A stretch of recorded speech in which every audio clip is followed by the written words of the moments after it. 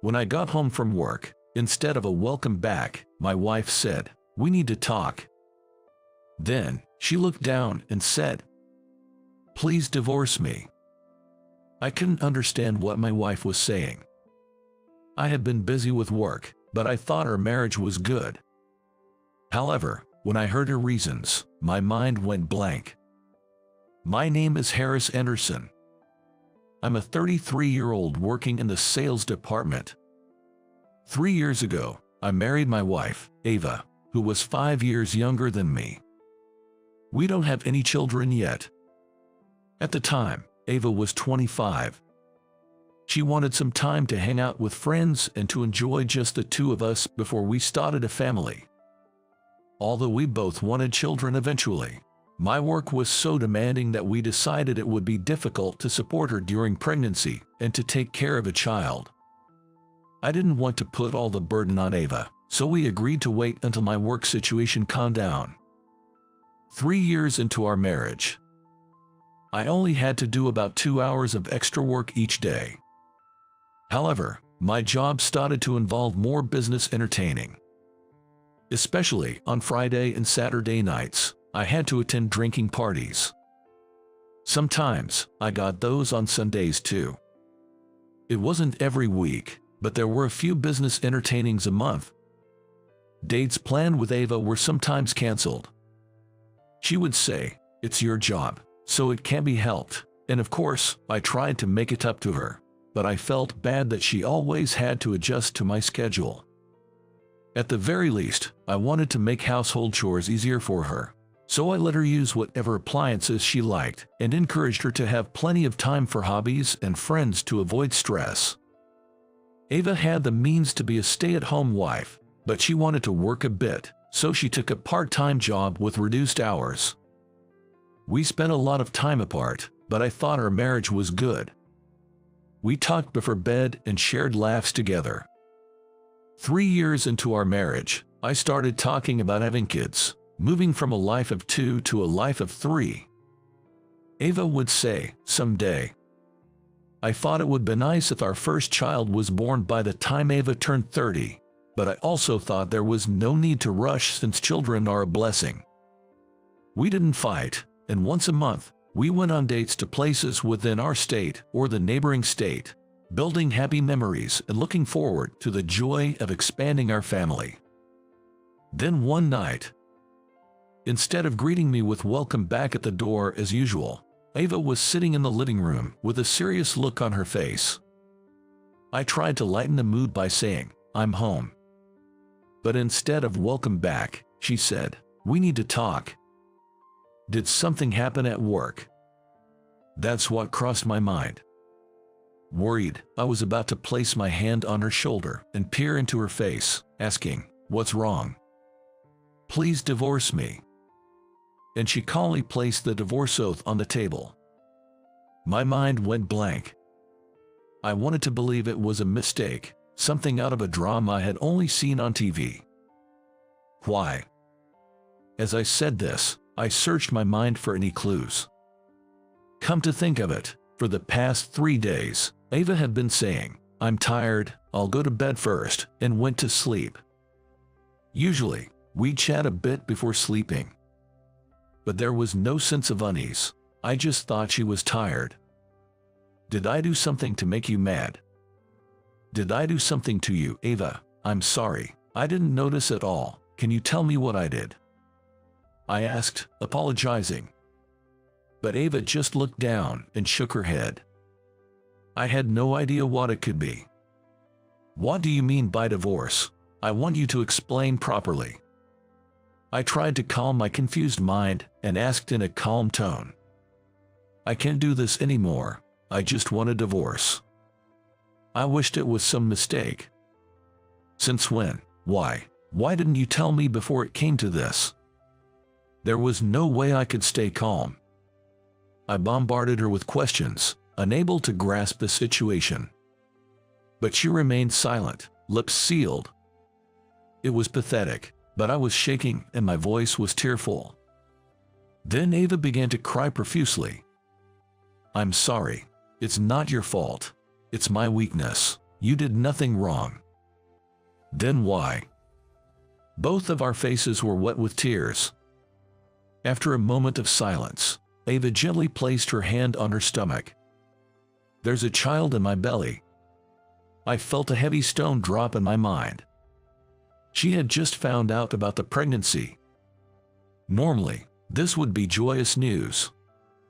But I had been so busy with work for the past 3 months. We hadn't been intimate. It's not my child, is it?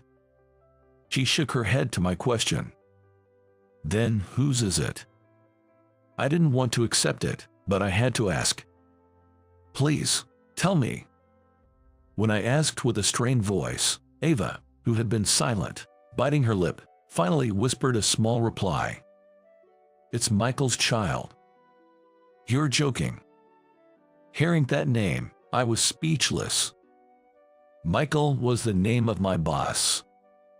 It was someone I could never have imagined, and it nearly stopped my thoughts. Why? Since when? As I asked her, she answered through sniffles. She had been involved with Michael for 2 years. It all started when we invited Michael to our home. After a drinking party, wanting to continue the conversation, we ended up drinking more at our house a couple of times. From the first time we invited him without much time in between, Ava and Michael had secretly exchanged contact information. The first contact came from Michael, but neither of them initiated the relationship. It just happened. When I asked when they met, it was always on days when my work commitments meant I came home late, like drinking parties. Sometimes Michael would ask me, "Can you go in my place?" The business entertaining schedules were arranged by Michael, my boss. So, he was adjusting the meetings to coincide with days he could see Ava. Learning this fact, I couldn't tell if the shaking was from rage towards Ava and Michael or from shame for not noticing anything. But until recently, we had been discussing wanting kids soon as a couple. Of course, her affair with Michael must have been just a fling. That's what I thought, but she wanted a child, not with me, but with Michael. Ava spoke honestly and said, "I'm sorry," but true to her request for a divorce, she admitted that she was now drawn to Michael. "Harris, you were truly kind as a husband, but kindness alone isn't appealing to me anymore." Hearing those words, I was overwhelmed with tears, wondering what our seemingly happy life together had been for. Even knowing this truth, my love for Ava didn't disappear. However, the shock of betrayal was too much, and I couldn't find it in me to try and rebuild anything. The fact that she was carrying Michael's child was all that mattered. I agreed to the divorce then and there, and Ava packed her belongings and left that night. The next morning, my tear-stained face from crying all night was a mess. I washed my face several times with cold water and managed to go to work. The events of the previous night haunted me, but I tried to focus on my work as usual. Michael arrived at work just in time for the start. Normally, I would greet him, but that day I avoided eye contact, pretending not to notice. "Calm down, stay calm." I found myself chanting internally. But it was impossible not to have flashes of thoughts. Feeling my breathing become erratic, I went to the coffee room to calm down. "Let's have a coffee and relax." As I was pouring the coffee, someone entered the office kitchen. Even without looking, I knew who it was by the suit. A hand landed on my shoulder. "Sorry, man, but Ava chose me." Hearing those words, I glared at Michael. Seeing Michael's smirking face. In an instant, Michael was sent flying into the hallway. Unable to contain my emotions, I had hit him. Straddling Michael, who had fallen on his back in the hallway, I was grabbing him by the collar when others intervened, and that's when I came to my senses. Tears of frustration streamed down my face. Despite the commotion, the company decided not to report to the police after hearing the situation. However, violence is inexcusable. I was terminated, and Michael faced some form of disciplinary action. Afterward, Ava and I officially divorced. I wished them harm, but thinking the unborn child was innocent, I refrained from wishing that way. At that time, I just wanted to cleanly break away and disappear from the scene. Nothing could bring back the wife I was happy with. She was starting a new life with Michael and their unborn child. Becoming unemployed, I should have looked for a new job, but I lacked the energy to move forward, leading to days of doing nothing. Fortunately, I had savings from my bachelor days. I could manage without immediate employment, but the longer I stayed home alone, the more my spirits sank. Realizing this couldn't continue, I decided to go on a journey with no particular destination. I rode trains and buses, gazing at distant sceneries, and stayed at inns I stumbled upon to heal my mind and body. Though it was a solo trip for a change of scenery, my thoughts kept returning to my ex-wife. It was so much fun back then. All the time I spent away from home for work seems pointless now. I didn't do enough as a husband. Despite this, the memories that came with my reflections were all the happy and fun times I had with my ex-wife from when we first dated until now. Maybe I should have a drink. The hotel only provided breakfast, so dinner was up to me. I thought about settling for some canned beer from the convenience store, but decided to go out for a change of scenery. Come to think of it, there was a small restaurant near the inn.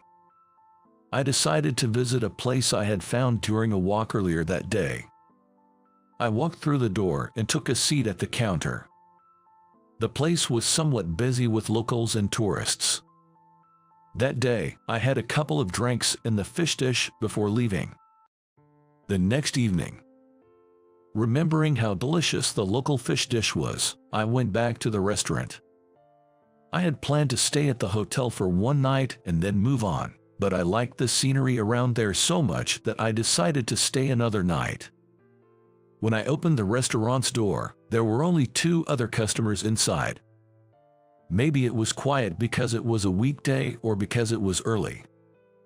I took the same seat at the counter as the day before and ordered a drink first. While absent-mindedly watching the TV in the restaurant and slowly sipping my drink, the restaurant owner, now named Lucy, struck up a conversation. "You were here yesterday, right? Are you on vacation?" I awkwardly chuckled and replied, "Yeah, sort of," when she asked with a smile. "Take your time," Lucy said with a smile and went about her tasks efficiently. Eventually, the 2 other customers left, and I was the only one in the restaurant. Lucy brought over my additional order and struck up another conversation. "You seem a bit down. I hope it's not rude to ask, but are you traveling alone?" "Yeah, I guess so." I found myself unconsciously rubbing the spot on my right hand where my wedding ring used to be. Maybe I drank a bit too quickly that day. Feeling slightly tipsy, I started to open up about why I was on this trip. I hadn't talked about the divorce to anyone, not wanting to worry my friends. I probably just needed someone to listen. And again, the next day, for the 3rd consecutive day, I found myself back at the restaurant. "I'm sorry about last night." Once I started talking, I couldn't stop, and it turned into a long conversation. "That's okay. There weren't any other customers anyway. Oh, you seem a bit more refreshed today." "Thanks to you." I thanked her and took my seat at the counter. I was the first customer of the day since it was early. With no other customers around, Lucy engaged in conversation. We talked about how long I planned to take it easy and how I knew I needed to find work eventually, all while sipping my drink.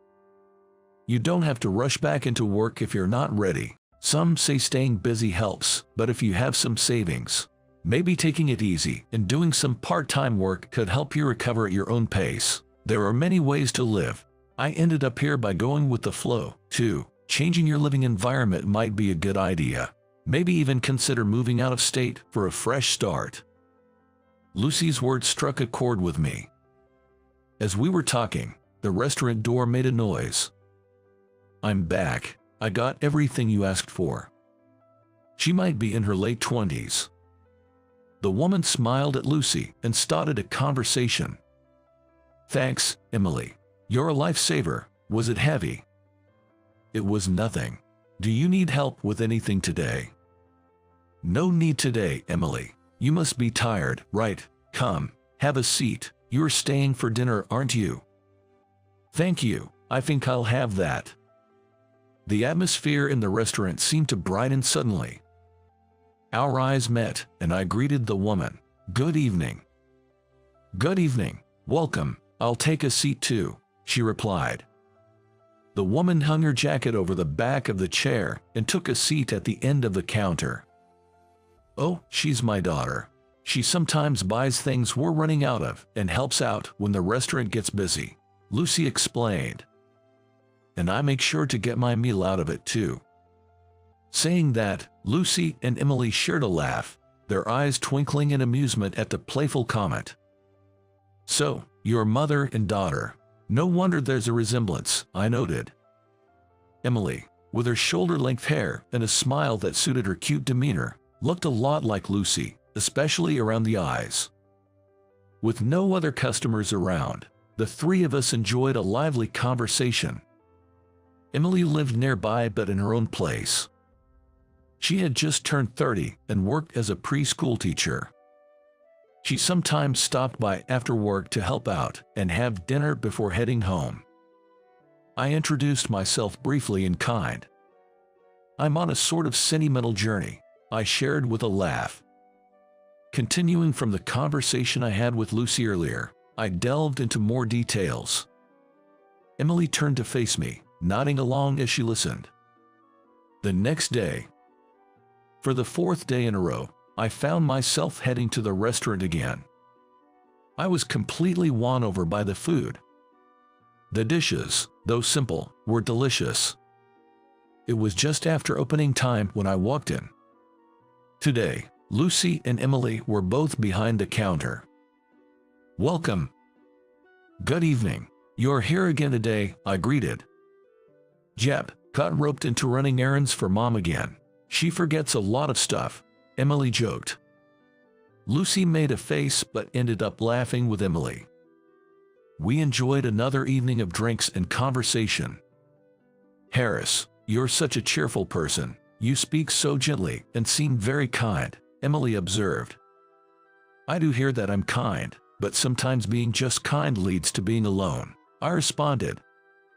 Responding to Emily's words, she quickly covered her mouth with a surprised "oh."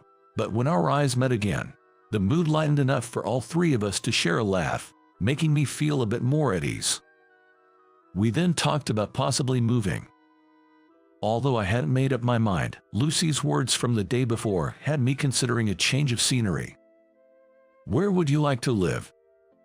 "I like the atmosphere and the clean air here, so maybe somewhere nearby," I mused.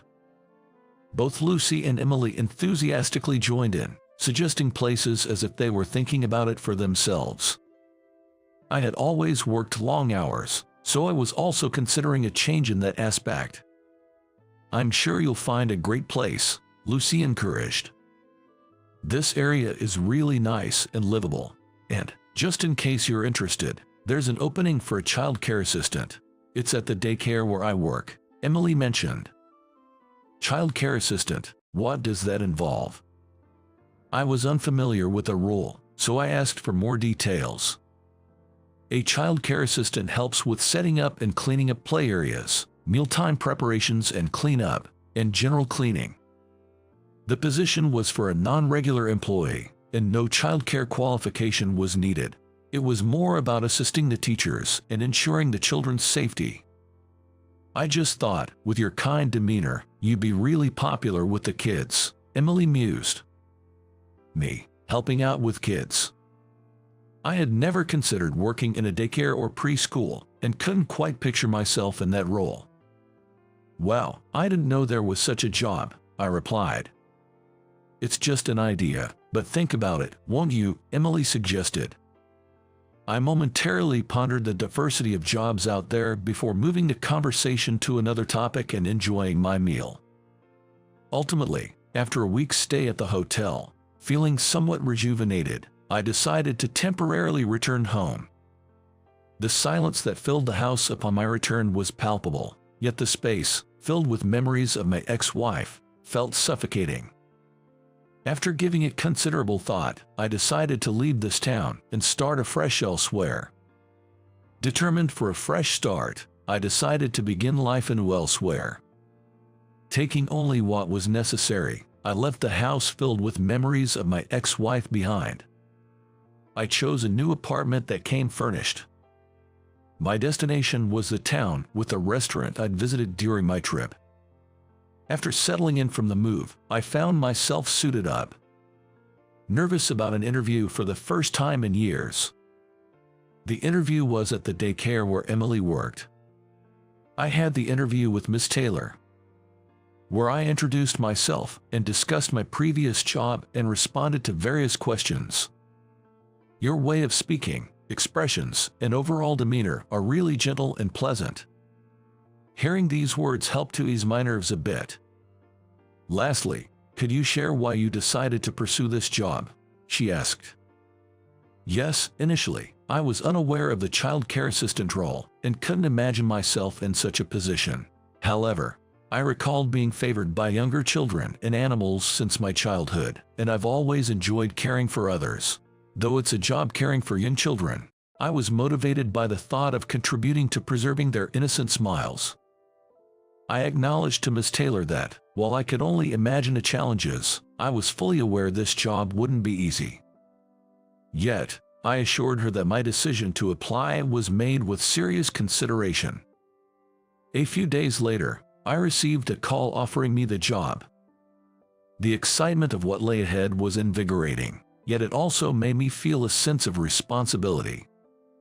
Once I started working, my tasks were more about indirect care than direct child care, involving cleaning, sanitizing items the children used, and taking care of anything that got dirty.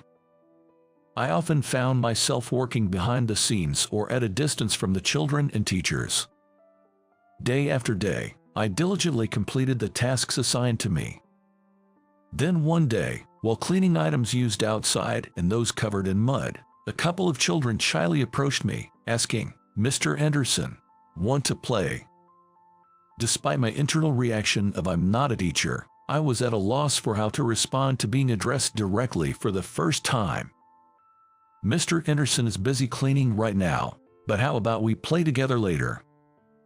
Emily intervened promptly. The children cheerfully said yes and ran off to the play equipment. "Thank you. It was the first time I was approached like that, and I didn't know what to do. The children are very curious about you, Mr. Anderson. Let's play with them once you are finished." From that day on, gradually, I began to spend more time interacting with the children, playing with them, accompanying them on walks. Every time I experienced the children's innocence, my heart felt warmed. At the same time, I witnessed the remarkable skills of child care workers. They give each child attention and unwavering love. Every day, they create an environment where the children can have a fulfilling time at the daycare. It requires communication skills, physical strength, and sometimes patience, but they always empathize with the children's feelings. It might seem obvious, but it's not something that can be easily done. Moreover, there's a significant responsibility in taking care of these precious lives. Each time I felt this responsibility directly, I became more resolved. "How do you feel about interacting with the children?" Emily asked me after work. "The children's smiles always energize me. It's tough, but enjoyable." I shared my honest feelings, including my usual sentiments. Emily smiled and nodded in agreement. "I'm glad I introduced you to this job. It seems to suit you really well. Have you considered pursuing a career as a child care worker?" When Emily suggested this, I replied half-jokingly, "Do you think I could do it?" But once I was back home, I found myself naturally turning on the computer. What I was looking up were online courses. I opened a page about obtaining a child care certification and read through it thoroughly, from start to finish. Interacting with the children every day and observing the teachers at work had sparked a desire in me to become a child care worker.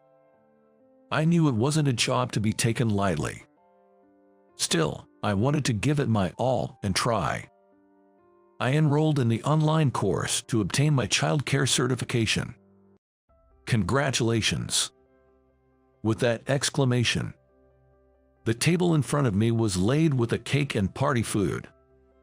Come on, let's take a picture. Smile, smile. I held the acceptance letter in my hand, beaming with joy. Now you're officially a teacher. There's still so much more to learn, I replied. Though it was a slow process, I diligently studied child care through the online course. I could have taken the exam within a year, but I failed my first attempt. I passed on my second try. She even came to my house to help me study at times. She often brought dishes to share, greatly helping me during our study sessions. Though younger, Emily was a reliable senior colleague I could depend on. I passed thanks to you, Emily. Thank you so much. I'm so happy for you. Let's work hard together as child care workers from now on. Finally, I felt like I was on equal footing with her. I was filled with a renewed determination to work harder for the children. I could never have imagined that from the depths of despair, I would find such hope-filled days. A sentimental journey that started without direction led me to this fulfilling life in a place I stumbled upon. Even though I had decided not to dwell on the past, I couldn't help but reflect on it. I needed to be grateful for the circumstances I found myself in. I looked up at the ceiling, fighting back the tears that threatened to overflow. Well, shall we eat? As I tried to lighten the mood, Emily said, "Wait a moment. There's something I've been wanting to tell you once I could congratulate you." Emily turned to face me, looking me straight in the eyes. "Would you go out with me?" I was frozen, staring back at her. The thought of being confessed to had never crossed my mind. I had sworn off love and marriage, thinking I had had enough. I respected Emily as a senior colleague, one of the people I looked up to. But to say I wasn't attracted to her as a woman would be a lie. Emily's kindness and reliability. Her cooking skills that had thoroughly captivated my heart. Above all, I was often saved by Emily's positivity and her bright smile. Even now, having her by my side brings me comfort. I realized I had been suppressing my feelings for her. Of course, my feelings, once kept under wraps, were released, and her confession made my heart race. The slight tremble in my hand as I reached out to her was certainly not just my imagination. And so, Emily and I started dating. I went to inform Lucy of my passing the qualification exam and that I was now dating her daughter. Well, congratulations, you've passed two major milestones at once, becoming a child care worker and getting a girlfriend. Lucy's words made both Emily and me break into laughter. We must celebrate. Just wait a moment, will you? She made my favorite fish fry.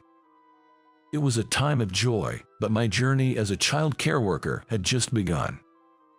My first goal is to become a fully fledged child care worker. Together with her, I'm determined to work hard for the sake of the children.